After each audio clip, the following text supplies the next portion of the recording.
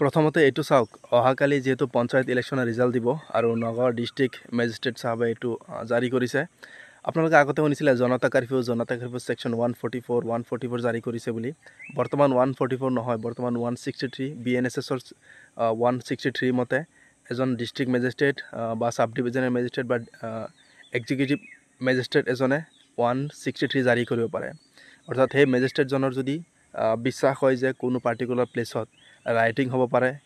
বিভিন্ন ধৰণৰ সংঘাতৰ সৃষ্টি হ'ব পাৰে বা হিংসাত্মক ঘটনাৰ সৃষ্টি হ'ব পাৰে পাব্লিক প্ৰপাৰ্টি ডেমেজ হ'ব পাৰে তেনেকুৱা ক্ষেত্ৰত যদি তেওঁৰ বিশ্বাস হয় তেতিয়াহ'লে তেওঁ 163 তেওঁ জাৰি কৰিব পাৰে আৰু 163 জাৰি কৰিলে কি হ'ব তেওঁ যি আদেশ দিব সেইখিনি মানিব লাগিব আপোনালোকে চাব নগাঁও ডিষ্ট্ৰিক্টৰ পেজত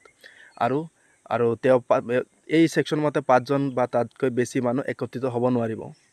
আৰু বা কোনো ঠাইত যাবলৈও কোনো মানুহক হয়তো মেজিষ্ট্ৰেটে বাধা দিব পাৰে তেনেকুৱা ক্ষেত্ৰতো তেওঁ সেইখিনি ক্ষমতা আছে তেওঁৰ হাতত গতিকে তেওঁ যি 163 মতে যি আছে আপোনালোকে ভালকৈ গুগলত চাব মই জাষ্ট এটা আভাস আপোনালোকক দিছোঁ ভিডিঅ'টো কেনেকুৱা লাগিল জনাব থেংক ইউ